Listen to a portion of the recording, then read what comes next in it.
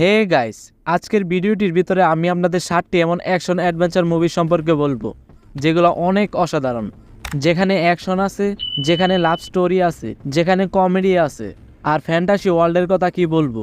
তো তাড়াতাড়ি শুরু করি আমাদের 7টির মুভির অ্যাডভেঞ্চার। নাম্বার 7-এর মুভিটির নাম হচ্ছে দ্য ক্রিয়েটর। এটি 2023 সালে মুক্তি পাওয়া একটি অ্যাডভেঞ্চার মুভি। এখানে আমাদের কাহিনী দেখানো হয় এমন কিছু মানুষদের যারা এআই টুলসের উপর অনেকটাই ডিপেন্ডেবল হয়ে গেছে। যেমন আপনারা এখনই দেখতে পাচ্ছেন কিভাবে বর্তমানে নতুন নতুন এআই টুলস আসছে, আর এই এআই টুলস কিভাবে মানুষের জন্য ক্ষতিকর হয়ে ওঠে তা আমরা মুভিতে দেখতে পাবো। কারণ এই এআই টুলসগুলি অনেক অ্যাডভান্স হয়ে গেছিল এবং তারা মানুষের সাথে যুদ্ধ লেগে যায়। আর এই যুদ্ধের কারণে ক্রিয়েটর নামের একটি রোবট এমন একটি মারাত্মক ওয়েপন বানায় যাকে ওয়েপন অফ দ্য মার্ক ডিস্ট্রিকশন বলা হয়, যেটা দিয়ে পুরো পৃথিবীকে ধ্বংস করা সম্ভব। আর এই কারণে সেখানে একজন কমান্ডারকে পাঠানো হয় ওয়েপন অফ দ্য মার্ক ডিস্ট্রিকশনকে খুঁজতে। কমান্ডার সেখানে গিয়ে জানতে পারে ওয়েপন অফ দ্য মার্ক ডিস্ট্রিকশন তো একটা বাচ্চা। এরপর কি হয় সেটা আপনাকে এই মুভিটির ভিতরে দেখতে হবে। এই মুভিটি ইংলিশ ল্যাঙ্গুয়েজে প্রাইম ভিডিওতে অ্যাভেলেবেল আছে।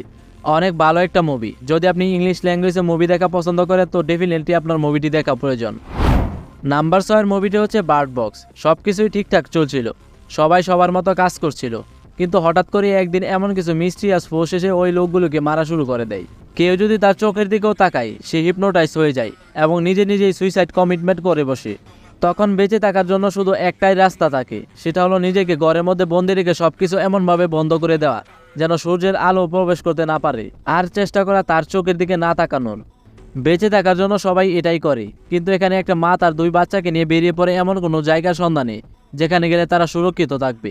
এখন চোখ বন্ধ করে তাকে পুরোটা সফর করতে হবে, তাও তার 2 বাচ্চাকে সাথে নিয়ে। এখন সে মা কি এমন কোনো জায়গার সন্ধান পায় কিনা তা জানতে হলে আপনাকে মুভিটি দেখতে হবে। মুভিটা হিন্দিতে অ্যাভেলেবল আছে। নেক্সট মুভি হচ্ছে মনস্টার হান্টার, যা 2020 সালে রিলিজ করা হয়। এই মুভিতে কাহিনী দেখতে পাবেন একটি ইউএস গ্রুপের যারা মিলিটারি হয়ে থাকে। তারা যাচ্ছিল তাদের একটি মিশনে, কিন্তু মাঝপথে তাদের সাথে এমন কিছু হয়ে যায় যার কারণে তারা এই দুনিয়া ছেড়ে অন্য একটি দুনিয়ায় প্রবেশ করে ফেলে, যেখানে ডাইনোসর থেকে শুরু করে বড় বড় মনস্টার বাস করত। প্রত্যেকটা মনস্টারই শিকার করার জন্য তাদের উপর আক্রমণ করে। এই সময় এমন একটি জায়গায় যার ব্যাপারে তারা কোনো কিছুই জানে না, তাদের সাহায্য করতেও কেউ আসবে না, কী খাবে কী খেয়ে বেঁচে থাকবে সেটারও কোনো ঠিক ঠিকানা নাই।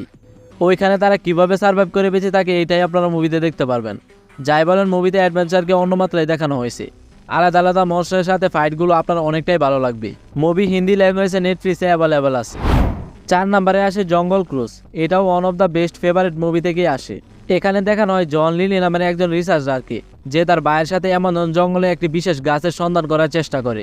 একটি মিস্টিরিয়াস গাছ যে কিনা মানুষকে অমর বানাতে পারে, আবার মরা মানুষকেও জীবন দিতে পারে। আর সে ভাই বোনের দরকার এমন একজন ব্যক্তি যে কিনা অ্যামাজন জঙ্গলের সবকিছুই জানে, সবকিছুই চিনে।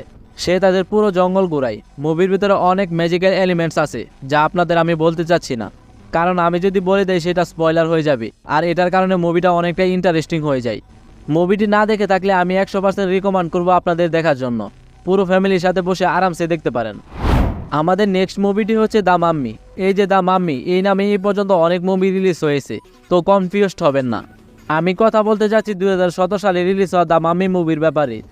এখানে কাহিনী দেখানো হয় নিক নামের একজন ব্যক্তির, যার কাজই হয় পুরনো স্থাপত্যে গিয়ে এমন কিছু আর্টিফ্যাক্ট খুঁজে বের করা যেগুলো অনেক অনেক পুরনো। একদিন সে এমন একটি জায়গায় যায়, সেখানে পায় অনেক পুরনো একটি মাম্মি, যার পাওয়ার বছরের পর বছর বাড়তেই থাকে। আর নিক সেটা না জেনেই মাম্মিটিকে জাগিয়ে তোলে। এই মুভিটি দেখার জন্য একটি কারণই যথেষ্ট, সেটি হলো টম ক্রুজ এটাই অভিনয় করেছেন। মুভিতে হরর টাইপ থ্রিলারগুলো একদমই জোশ। হিন্দি ডাবিংয়ে অ্যাভেলেবল আছে মুভিটি। Number 2, snow white and the huntsman. যদি আপনার একটি অ্যাডভেঞ্চার ফ্যান্টাসি মুভি দেখার ইচ্ছা থাকে তাহলে এটাই সেটি, যার ভিতরে ক্রিস হেমসওয়ার্থ হান্টসম্যানের রোল প্লে করেছেন, যে কিনা টাকার জন্য সব কিছুই করতে পারে। ওকে টাকার বিনিময়ে একটি মিশন দেওয়া হয় স্নো হোয়াইট নামের একটি মেয়েকে মারার জন্য। মেয়েটি রানী ছিল সেই রাজ্যের যেখানে তার 2 ভাই বোন ধোঁকা দিয়ে তার রাজ্য দখল করে নিয়েছিল, আর তারাই হান্টসম্যানকে ভাড়া করে স্নোকে মারার জন্য। কিন্তু হান্টসম্যান যখন তার সাথে পরিচয় হয়, সে তার সিদ্ধান্ত পাল্টে ফেলে, তাকে মারার বদলে তাকে প্রটেক্ট করে, তাকে সাহায্য করে তার রাজ্য ফিরিয়ে দেওয়ার জন্য। এই মুভিটি আপনারা স্টোরির জন্য দেখতে পারেন। নাম্বার 1-এ একটি মুভি নয়, বরং 2টি মুভি আছে আমার ফেভারিট মুভির মাঝ থেকে একটি। সুইসাইড স্কোয়াড 2016 সালে রিলিজ করা হয়। আর্মিদের একটি মিশন করতে হয়, তো তারা একটি সুপার ভিলেনের টিম তৈরি করে যারা প্রথম থেকে আর্মিদের জেলে বন্দী ছিল। টিমের প্রত্যেকটা সুপার ভিলেনের কাছে আলাদা আলাদা সুপার পাওয়ার থাকে। এখন এই সুপার ভিলেনের টিমকে কোন মিশনে পাঠানো হয় সেটা জানতে আপনাকে মুভিটি দেখতে হবে। কিন্তু মিশনে পৌঁছাতে যে অ্যাডভেঞ্চারগুলো দেখানো হয় সেগুলো অসাধারণ।